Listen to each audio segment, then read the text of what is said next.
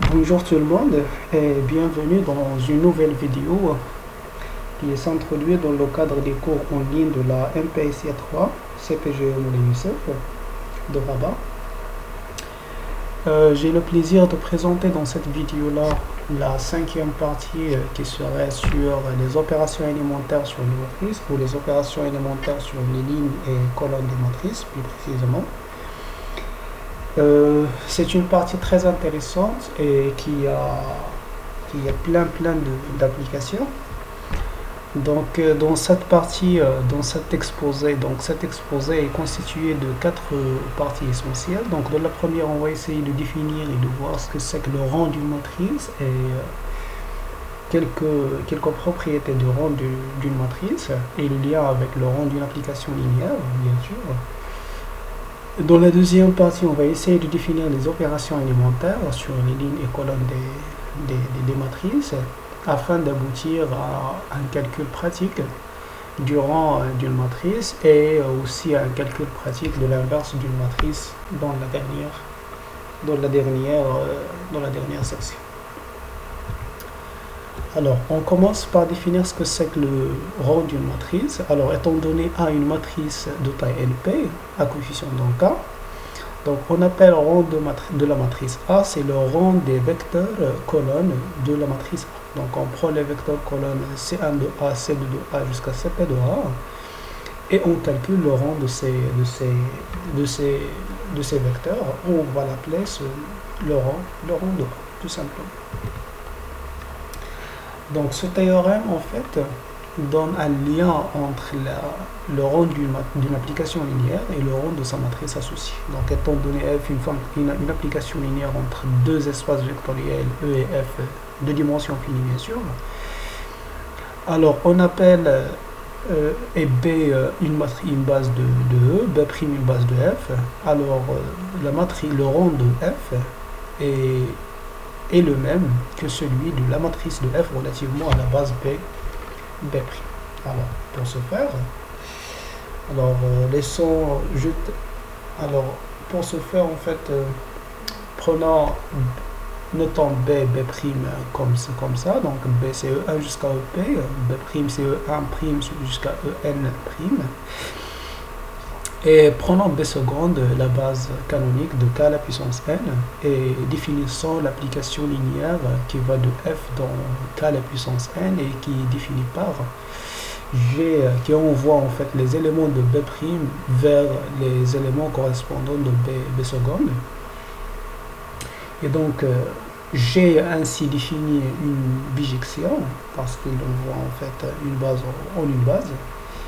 Et donc le rang de F, c'est le même que le rang de G en F. Ceci est déjà vu dans les applications linéaires, dans le cours des applications linéaires.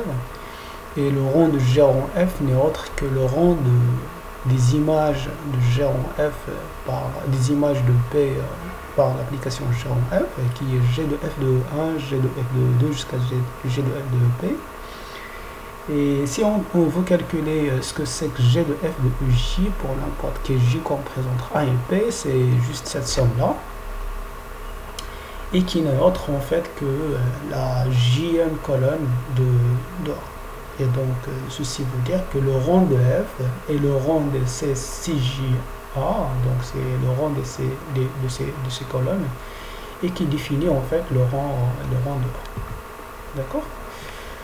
Donc, alors, ce théorème-là, c'est une conséquence du théorème précédent. Et donc, qu'est-ce qu'il dit en fait? C'est que, étant donné E un K espace vectoriel de dimension n, S une famille de P vecteurs de E, et B une base quelconque de E, alors le rang de la famille S, donc le rang de X1 jusqu'à XP, c'est le même que celui de la matrice de la famille S dans la base P. D'accord? Et donc, pour ce faire, il suffit juste de revenir à la définition de la matrice de la famille dans la base P. Et donc, qui est en fait juste la matrice de l'application linéaire U qui transfère en fait la base canonique de K à la puissance P vers XI. D'accord? U de EI' égale XI Donc celle-là, c'est une application linéaire, bien définie bien sûr, de k à la puissance p dans E. Et sa matrice n'est autre en fait que la matrice sa matrice relativement à la base B' n'est autre que la matrice du système S dans la base B. Et donc le rang en fait de A n'est autre que le rang de U, n'est autre que le rang de la matrice. Et dans cette matrice-là, en fait, les vecteurs colonnes de cette matrice sont les vecteurs x1, x2 jusqu'à xp. D'accord? Donc ce sont vraiment les vecteurs colonnes de la matrice de passage, de la matrice de la famille S dans la base B. Et donc, comme conséquence de ces deux applications, en fait, ces deux théorèmes, c'est le fait de calculer, en fait, alors la question de calculer le rang d'une application linéaire ou le rang d'une famille de vecteurs revient en fait à calculer le rang d'une matrice. Donc si on dispose d'une méthode pour calculer le rang d'une matrice quelconque, alors on dispose en fait on peut en fait calculer le rang d'une application linéaire quelconque et le rang d'une famille de vecteurs d'une façon facile. Et donc c'est ce qu'on va essayer de voir par des opérations élémentaires. Voilà. Alors quelques propriétés en fait du rang de matrice. Donc ces applications en fait préviennent de ceux de celles du rang sur les applications linéaires. Et donc étant donné f une application linéaire, p et p une base de E avec la dimension de E égale à P, B' une base de f avec la dimension de f égale à n, et A la matrice de f relativement à la base B'. Et donc on aurait en fait que le rang de A, le rang de la matrice est inférieur, il est égal en fait au rang de f, et qui est inférieur au minimum des deux dimensions. Et donc il est inférieur à la dimension de n et la dimension de p. Donc ceci est déjà vu dans le cours des applications linéaires. Donc pour le rang de n, pour n, donc c'est alors le rang de f, c'est le rang de f de E1 jusqu'à f de EP. Donc si on désigne E1 jusqu'à EP à la base de P, et donc comme étant un donc c'est le rang c'est la dimension du sous-espace vectoriel, donc c'est la dimension de l'image, et puisque la dimension de l'image puisque l'image est un sous-espace vectoriel de f, et donc la dimension est inférieure à la n, et on a déjà vu que le rang est inférieur à P parce que alors ceci est un résultat du théorème de rang en fait. Alors le rang de A égale à n, ça veut dire que le rang de f égale à n, et ceci veut dire, alors si le rang de f égale à n, ceci veut dire que l'image est de dimension n, et ceci veut dire que l'image égale à f, et donc l'image c'est un sous-espace vectoriel de f de dimension n, et le rang égale à n, ça veut dire que la dimension de l'image égale à n, ça veut dire que f égale à l'image de f, et ceci veut dire que f est surjective, ceci est aussi déjà vu. Le rang de A égale à P, ça veut dire que f est injectif, ceci est une conséquence du théorème de rang, d'accord. Ceci veut dire que donc le rang de f égale à la dimension de E, ceci est équivalent à dire que la dimension du noyau égale à 0, et donc f est injectif. Alors si A est une matrice carrée, alors A est inversible si seulement si en fait le rang de A égale à n. Donc A est inversible si seulement si l'application linéaire canoniquement associée est aussi inversible, et si ceci veut dire que le rang de l'application linéaire égale à n, et donc le rang de l'application linéaire canoniquement associée à A est le même que celui de A, et donc égal à n par conséquence. Alors le rang de A fois B est inférieur au minimum du rang de A, est inférieur au minimum de rang de A et rang de B. Et donc ceci aussi c'est une application, il provient des applications linéaires, donc le rang de G rang F est inférieur au minimum du rang de G et au rang de F. Donc c'est vraiment la même chose. Et les deux dernières disent en fait que le rang d'une application linéaire est invariant par la multiplication à gauche ou à droite par une application, par une matrice inversible, comme le cas des applications linéaires. Et donc le rang de A fois B égale le rang de B si A est inversible, et le rang de A fois B égale le rang de A si B est inversible. Voilà. Donc, alors ce théorème-là donne en fait une classification des matrices suivant leur rang. Et donc, qu'est-ce qu'il dit en fait, étant donné une matrice A de taille NP de rang R, donc alors le rang de A égale à R, c'est seulement si il existe deux matrices inversibles U et V de taille N et P respectivement, telles que UAV égale à GNPR. Ceci veut dire en fait, si seulement aussi que les deux matrices A et GNPR sont équivalentes.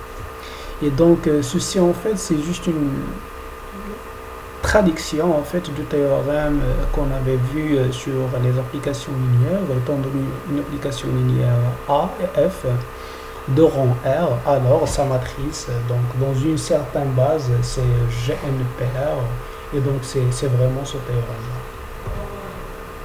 Alors pour la preuve, donc étant donné en fait U et V, C, U et V existent et sont bien sûr inversibles, et donc on applique en fait le théorème, alors on applique les deux dernières propriétés du rang, et donc on obtient en fait alors le rang de U à V.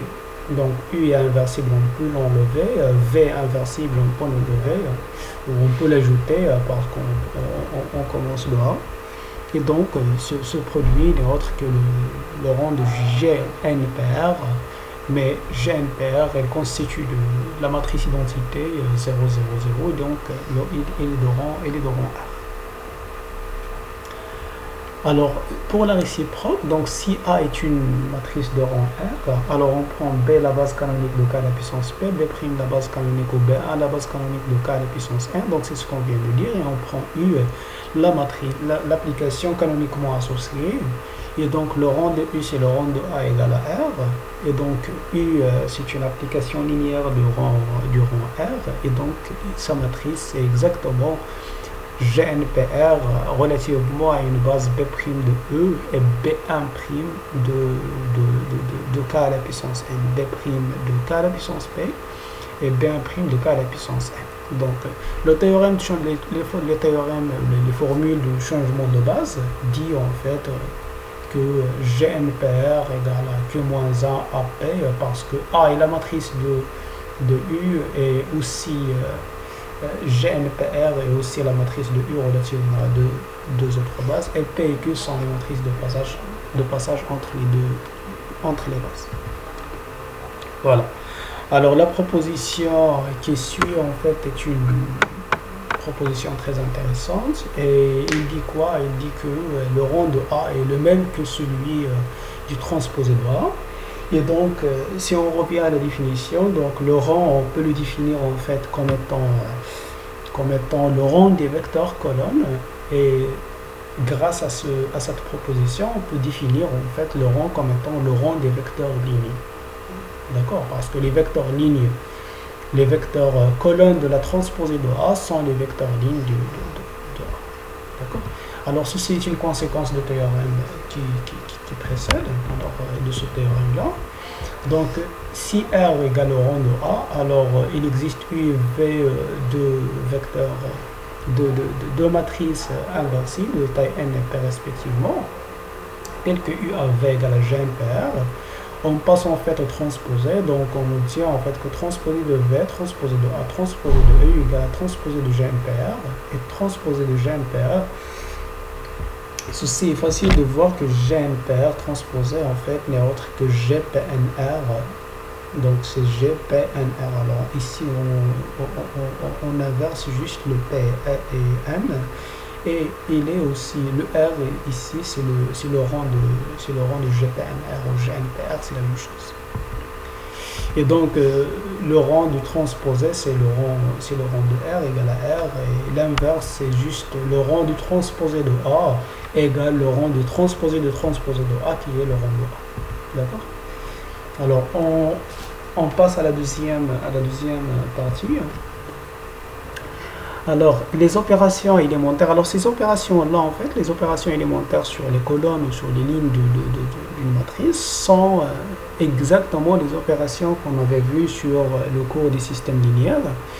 Et donc, ces opérations élémentaires sont, en fait, alors, il y a trois opérations essentielles.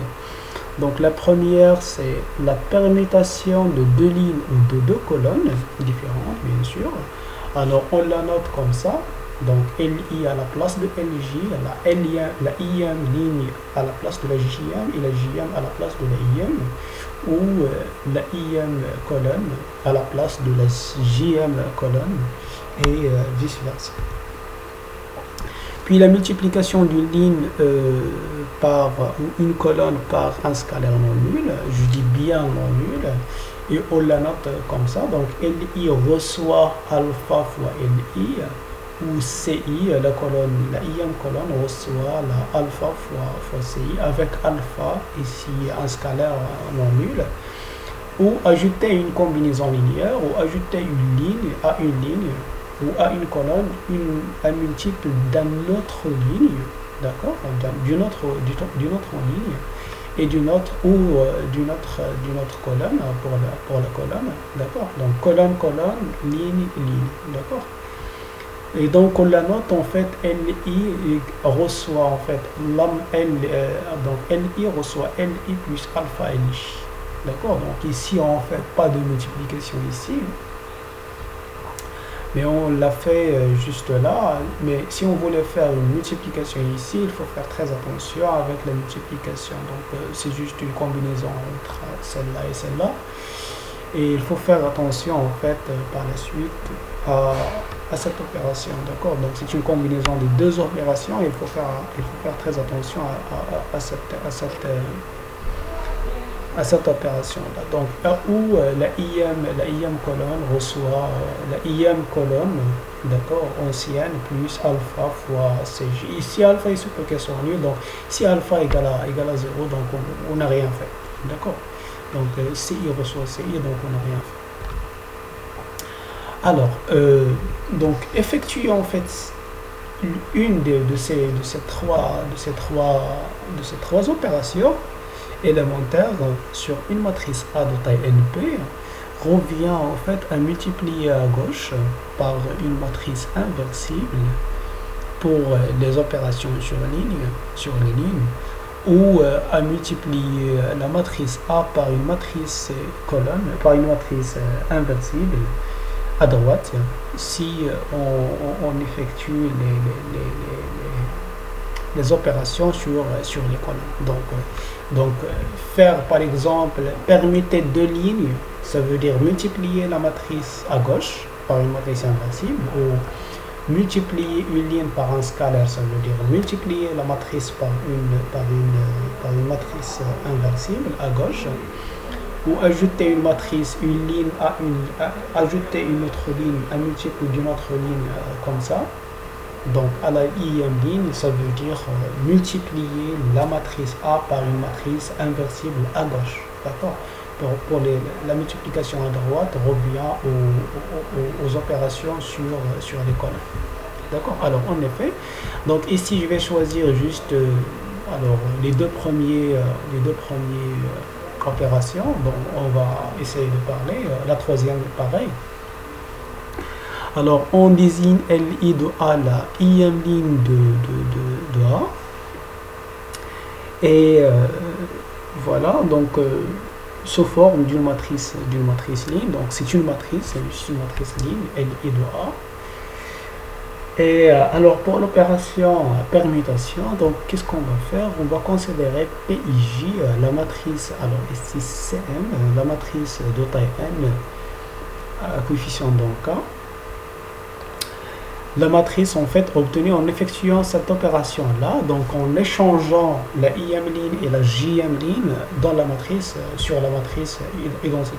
D'accord? Donc on prend la IM ligne et la JM ligne de la matrice identité, on les échange, la matrice obtenue, on va la noter PIJ. D'accord? Alors PIJ fois A est la matrice en fait qu'on obtenue et la matrice que l'on obtient en effectuant la matrice, l'opération LI-LJ permutation dans la matrice A. Alors pour ce faire, il suffit de montrer en fait que voilà que les lignes de PIJA sont exactement les lignes de A, et ceci est un calcul un petit peu simple. Donc LK de PIJA c'est quoi? LK de PIJA c'est la quatrième ligne de PIJ fois la matrice A. Donc ici c'est une matrice ligne. Et donc la quatrième ligne en fait de PIJ c'est la quatrième ligne de IN, parce que K ici il n'est pas dans I, n'est pas dans J. Donc on n'a pas fait de permutation ici, de changement. Et la quatrième ligne de l'identité fois A exactement est la quatrième ligne de A. Donc la preuve en fait, donc ici c'est juste cette petite remarque qu'il faut remarquer, c'est que la quatrième ligne de cette matrice fois celle-là est exactement égale à la quatrième ligne de la matrice, la première matrice fois la matrice, fois la deuxième matrice. D'accord? Ceci revient en fait, ceci provient de la définition des produits. Ici en fait K égale à J, donc il faut montrer que la IM ligne de la matrice PIJA est égale à la JM ligne de la matrice de A. Parce que, alors, ce qu'on avait fait, on avait juste permuté la IM ligne et la JM ligne. Donc, si la JM ligne, il faut qu'elle soit la IM ligne de la nouvelle matrice, et la IM ligne, il faut qu'elle soit la JM ligne de la nouvelle matrice. Alors, ceci, on le fait de la même façon. Donc, LI de PIJ de A égale à LI de PIJ fois A.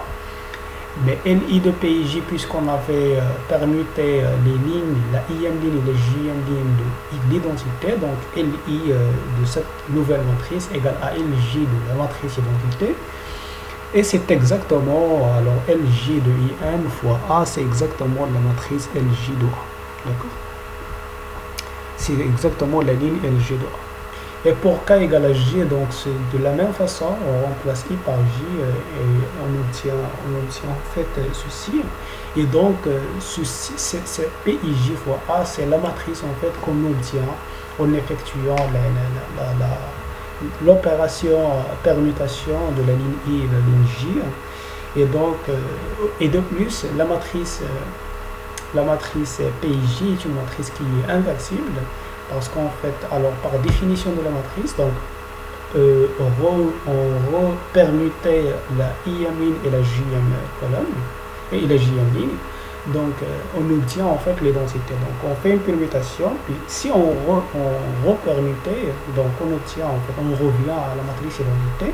Et donc PIJ égale à la matrice identité. Et donc PIJ est une matrice qui est inversible d'inverse. C'est un élément idempotent. Alors pour la deuxième, donc la multiplication par exemple par un scalaire de non nul d'une IM ligne. Donc pour les colonnes c'est la même chose. Pour les colonnes c'est vraiment la même chose.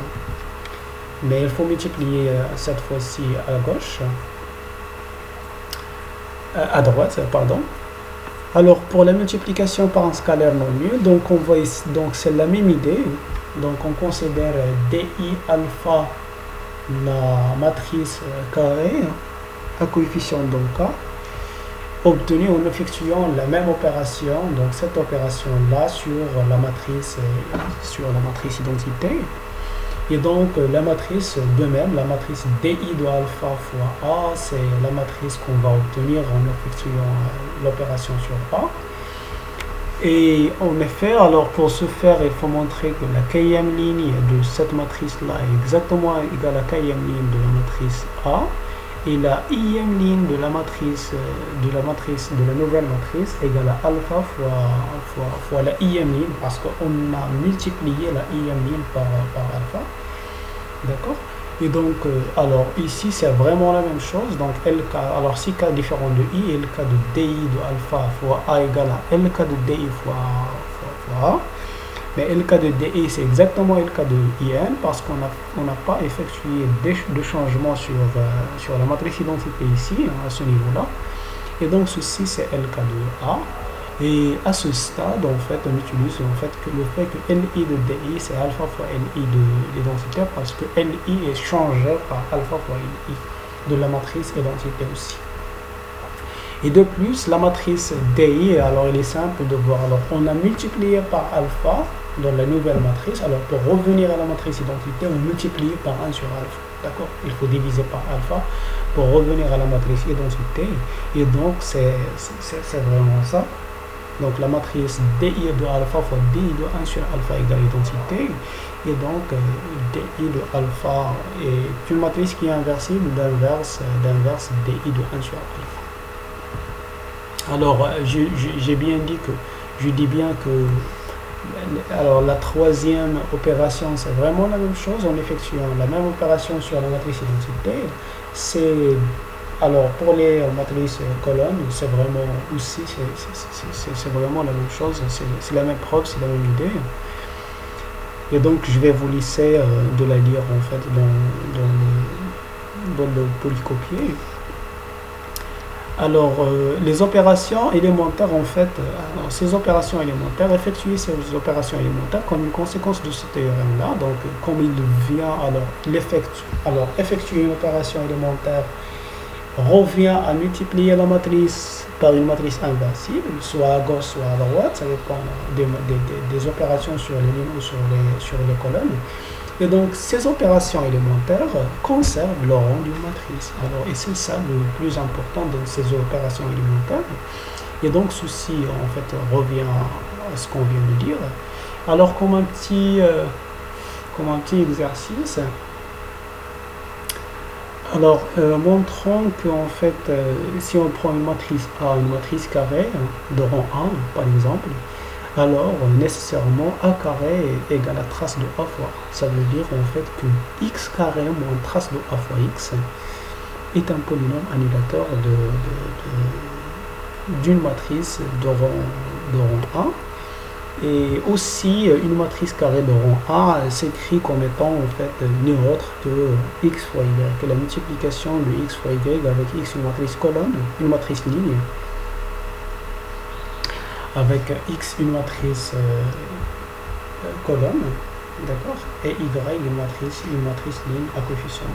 Donc, alors ils sont pas uniques, ils sont uniques à des coefficients près, d'accord. Alors, voilà. Donc, pourquoi faire en fait ces opérations élémentaires? Alors, ces opérations élémentaires, en fait, on les avait fait juste pour aboutir à une méthode pratique pour le calcul du rang d'une matrice ou le rang d'une application. Alors, lorsqu'on dit rang d'une matrice, donc c'est le rang d'une application linéaire ou rang d'un système de vecteurs. Et aussi pour aboutir à une méthode pratique en fait pour calculer la matrice inverse, une matrice en fait inversible.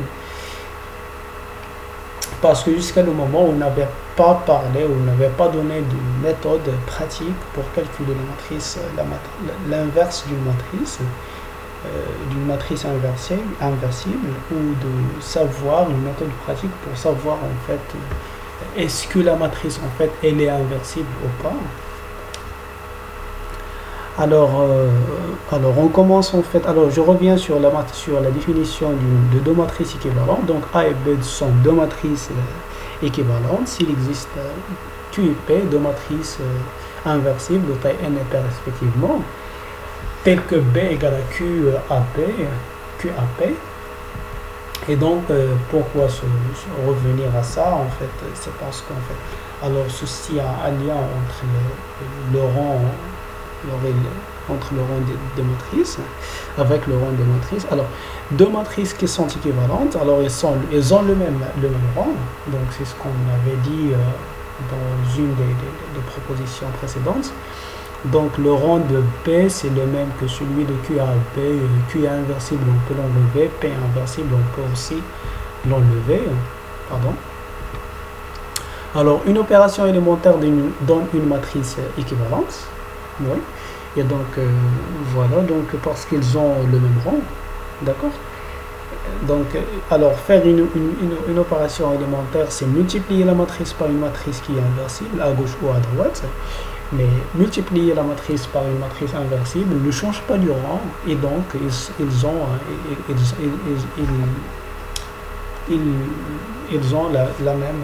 le même rang, parce que voilà, puisqu'ils ont le même rang, ils seront équivalents, parce qu'ils seront équivalents à G impair,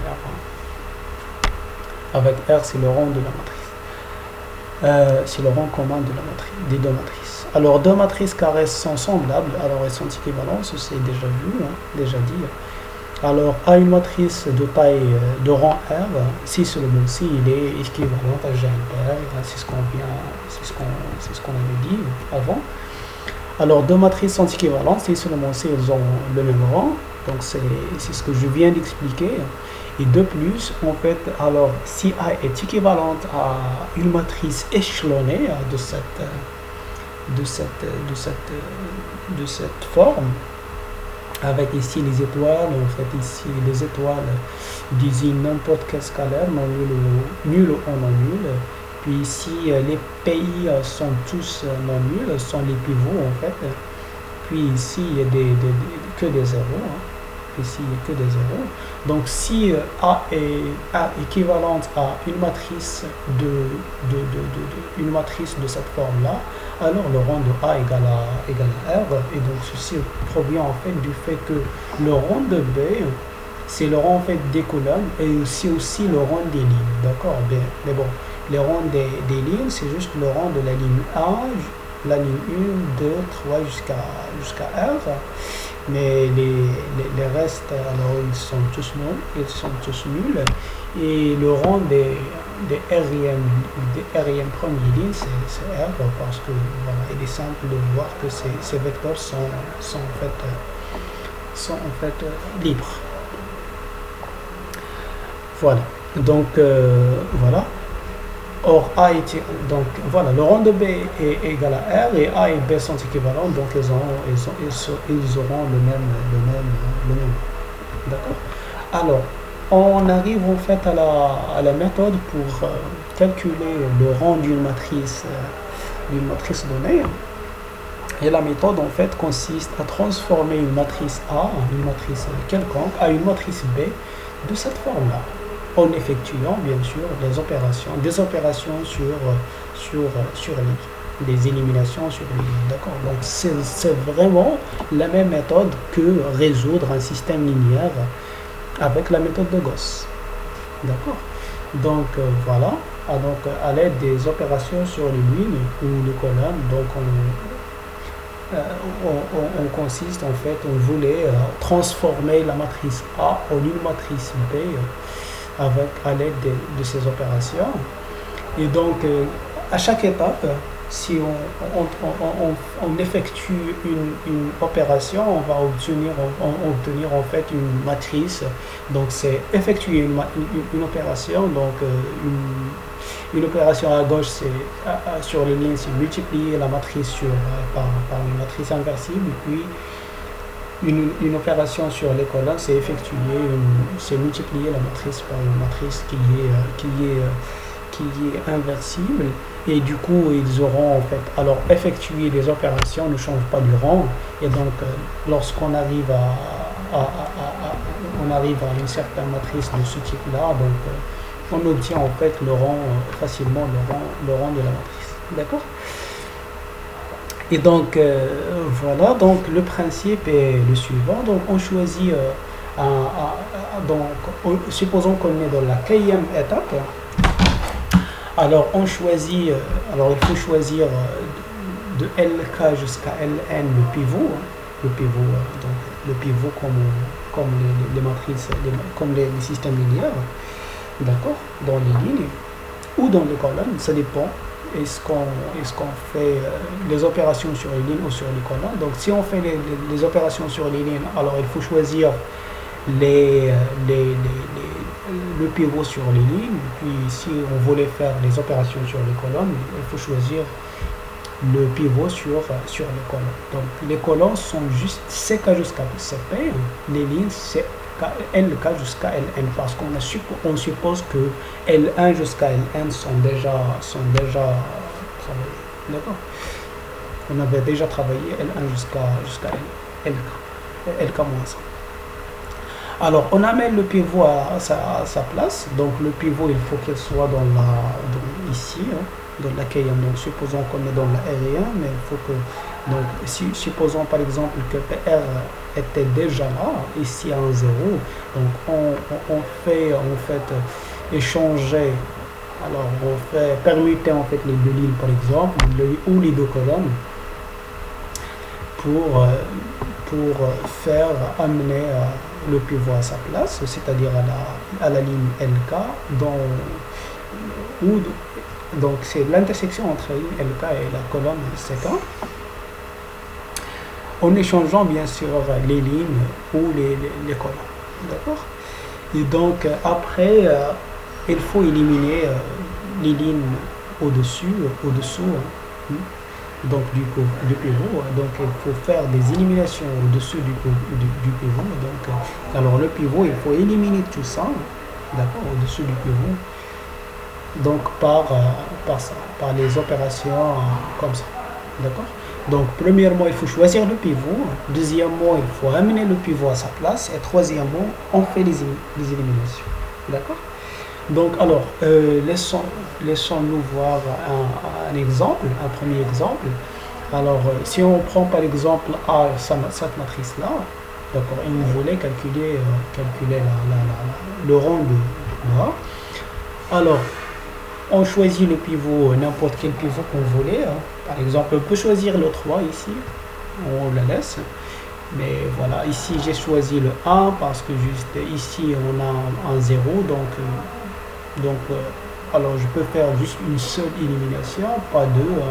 Par exemple ici, si on choisit 3, il faut éliminer le 1, il faut éliminer le moins 1. Ici je choisis le 1, il faut éliminer 2 et moins 12. Donc ici je choisis 1 juste pour économiser d'opérations, d'accord. Et donc on choisit celui-là sur le pivot, d'accord. Puis on fait en fait échanger les deux colonnes, C1 et C2. Donc je fais amener celui-là ici, le 3 ici.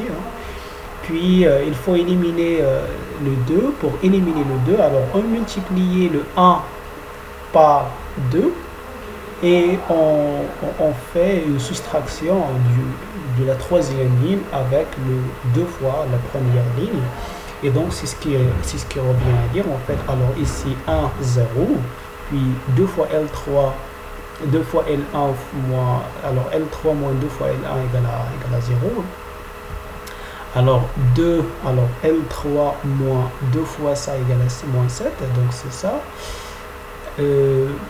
Aussi celui-là, moins 12 fois 2 fois 1 égale à moins 14, d'accord. Et les deux autres ne changent pas, d'accord. Le 1, 3, puis 1, 2, 1, 2, d'accord. Puis alors on a ici notre pivot. Alors on passe à la deuxième étape, donc il faut choisir le deuxième pivot. Donc le pivot ici c'est 1 ou 2, c'est la même chose. Donc je vais choisir 1. Alors le pivot c'est le 1, d'accord, c'est celui-là. Donc c'est dans la ligne 2 et la colonne 2. Et pour éliminer le moins 7 là, alors on multiplie ici par 7 dans la deuxième ligne, puis on ajoute les deux lignes, on obtient en fait alors L3 plus 7 fois L2 donne en fait que alors notre matrice devient comme ça, d'accord. Et donc c'est une matrice de cette forme, d'accord, c'est une matrice de cette forme, et donc il est de rang 2, d'accord. Donc la troisième étape, il n'y a pas de pivot, de troisième pivot, hein. Et donc la matrice il est de rang, il est de ronde. D'accord. Voilà.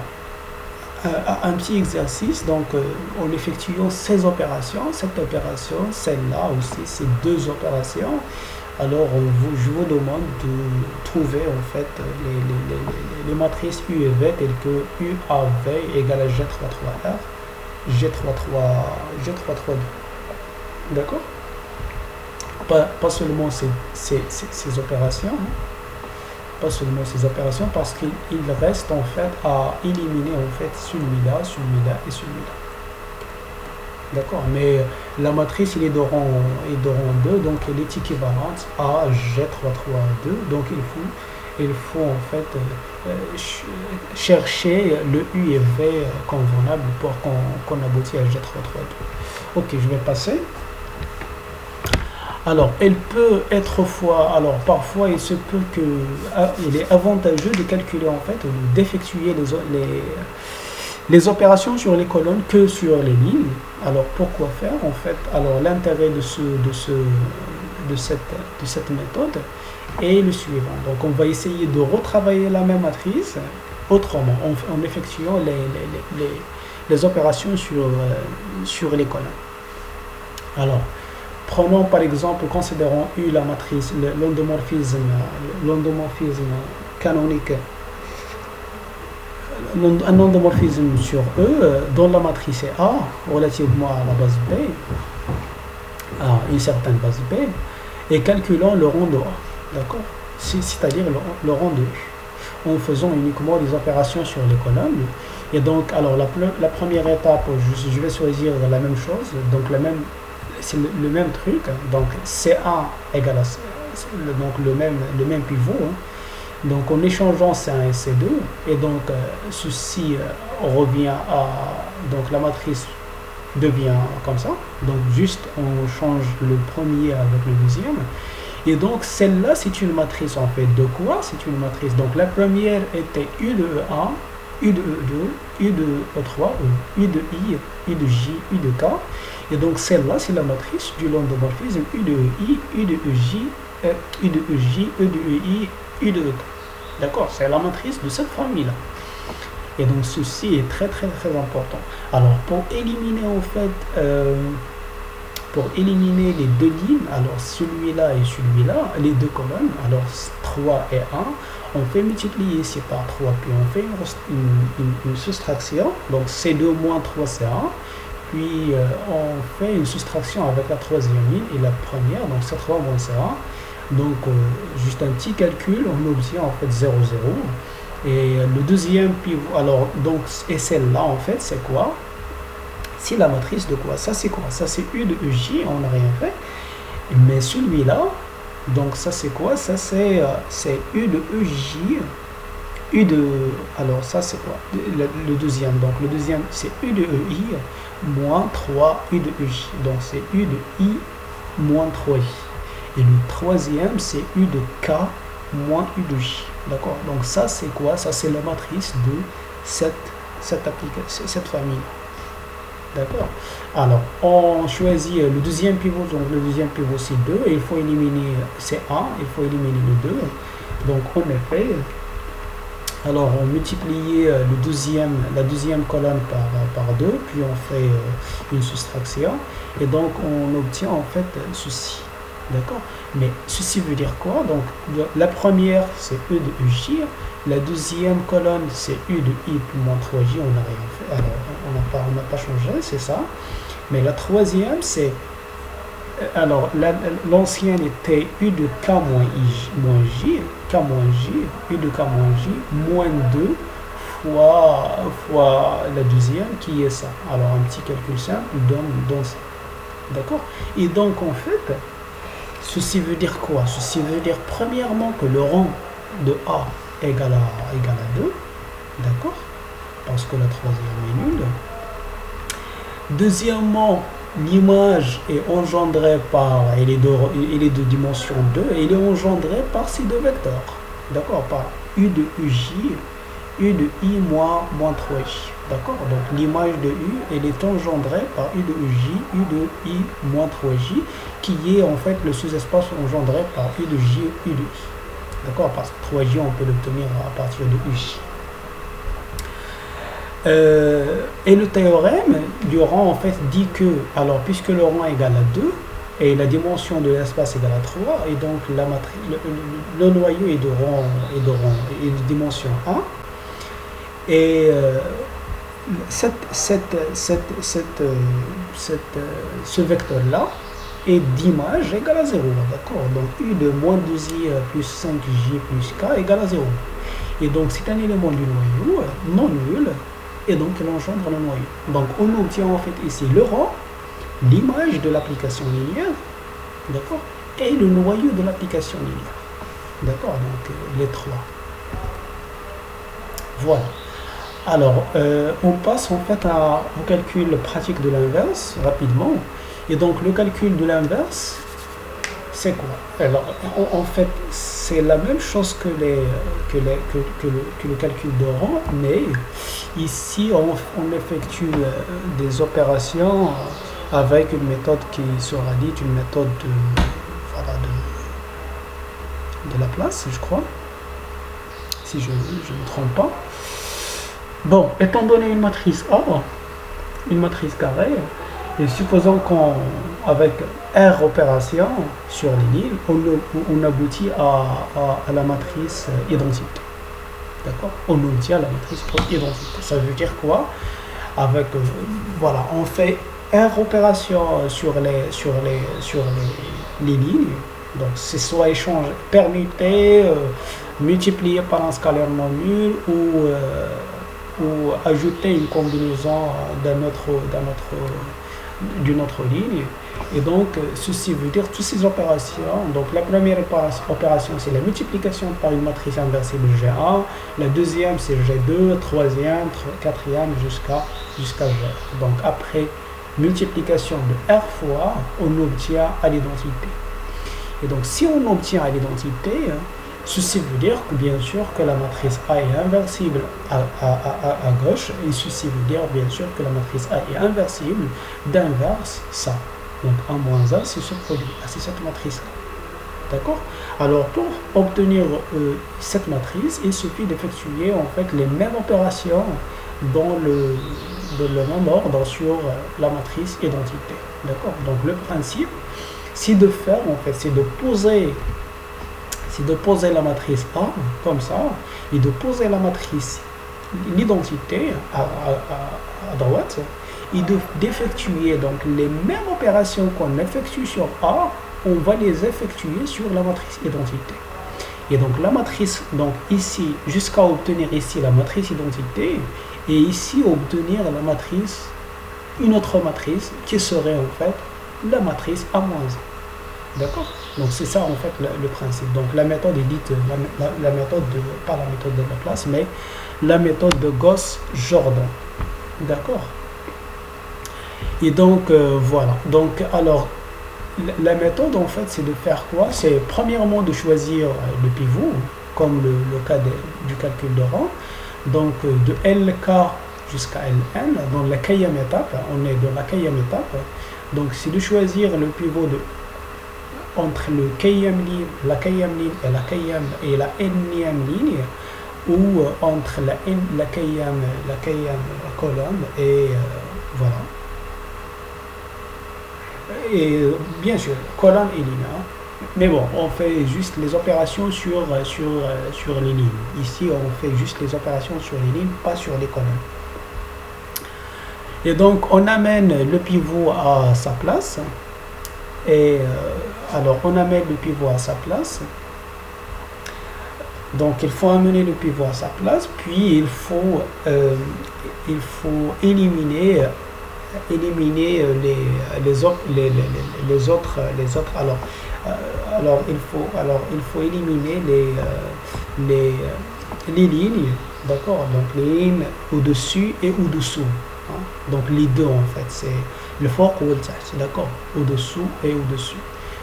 Donc, le but, en fait, c'est d'obtenir la matrice identité. Hein? le but ici, c'est d'obtenir la matrice identité. Donc, supposons par exemple que je suis là. Donc, il faut éliminer tout ça et éliminer tout ça. Juste pour garder juste un seul élément dans la diagonale. D'accord?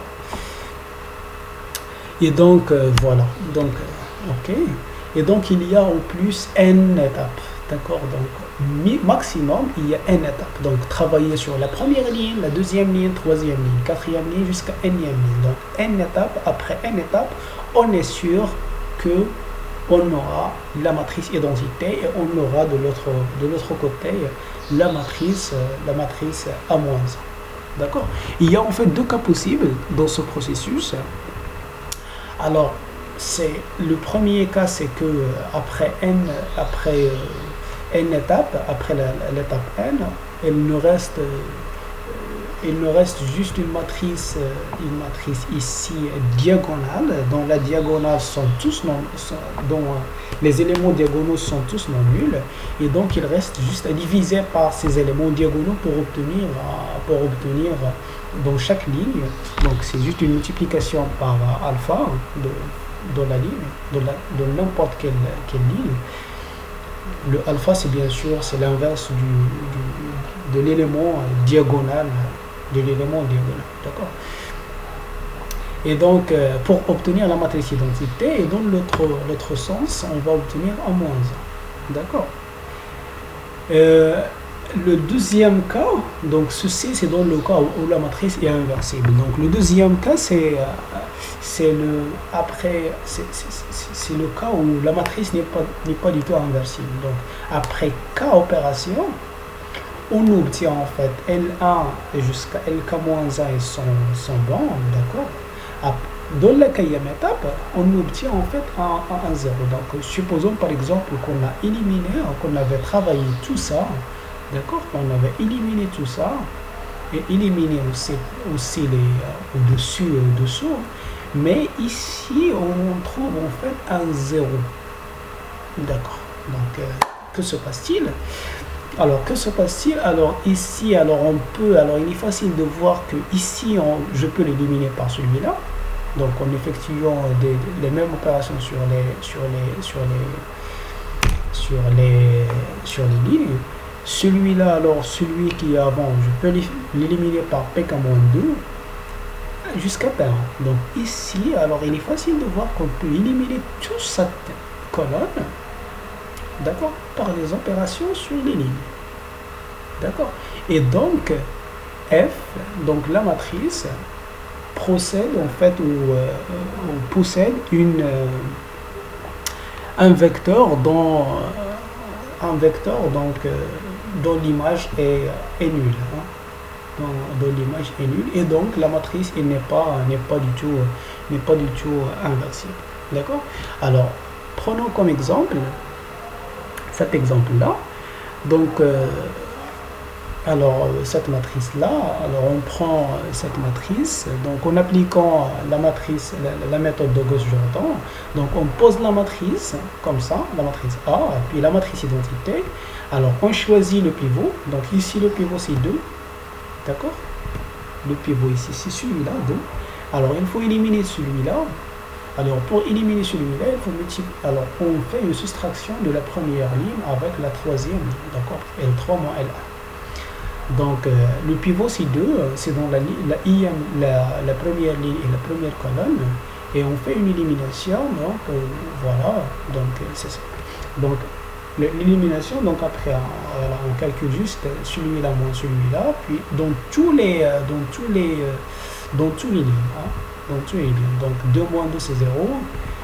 Puis, 2 moins 4, c'est moins 2. Puis, moins 1, moins 2, c'est moins 3. Puis, 0 moins 1. 0 moins 1, c'est moins 1. Puis, 0 moins 0, 1 moins 0. D'accord? Alors, la deuxième étape, c'est de choisir, en fait, le pivot. Le pivot, c'est celui-là. D'accord? Mais, si je choisis le pivot, celui-là, il faut éliminer le moins 2 et il faut aussi éliminer le 4. D'accord? Il faut éliminer au-dessus et au-dessous. Et donc, pour éliminer le 4, on fait L1 moins 4 L2. D'accord? Donc on multiplie ici par 4, toute cette ligne par 4, puis on fait une soustraction, L1 moins 4 fois ça, puis pour éliminer celui-là, donc on multiplie ici par 2, puis on fait une somme, d'accord? Donc c'est ça. Donc après ce calcul-là, on obtient en fait 0, 0, et ici on en faut. Je m'en fous. Alors, la troisième étape, c'est de choisir le troisième pivot. Le troisième pivot ici, c'est moins 1. Mais si je choisis moins 1, il faut éliminer celui-là, il faut éliminer celui-là. D'accord? Donc, moins 1, pour éliminer celui-là, on fait une sommation. Donc, L3 plus L2. Puis, pour éliminer celui-là, on fait en fait moins 2 plus ou moins 2 fois celui-là. D'accord? Donc, on fait multiplier ça par moins 2. Donc, c'est ça. Et donc, L1 moins 2 fois L3, puis L2 plus L1. Donc, on fait en fait calculer ces opérations. Donc, on obtient en fait 2, 1, moins 1 sur les pivots. 2, 1, moins 1 sur les pivots. Et puis, ici 0, 0. Et ici, une autre matrice. D'accord? Une autre matrice. Une certaine matrice. Alors, pour obtenir ici la matrice identité, donc, alors, qu'est-ce qu'on va faire? On va multiplier toute cette ligne par 1 demi. Donc, ici, on obtient 1, 0, 0, 3 demi, moins 4, moins 1. Donc, 3 demi, moins 4, moins 1. 3 demi, moins 4, moins 1. Puis ici, il y a aussi le 1, donc moins 3, moins 1, 3, 1. Moins 1, 3, 1. Puis ici, pour obtenir 1, donc on fait multiplier par moins 1. Donc, on obtient ici 1, moins 2, 1. 1, moins 2, moins 1. 1, moins 2, moins 1. Et donc, cette matrice-là est exactement la matrice inverse de la matrice A. D'accord? Voilà. Alors, il y a un autre exemple. Je vais vous laisser lire en fait l'exemple dans le polycopier. Et merci pour votre attention et à une prochaine vidéo, Inch'Allah.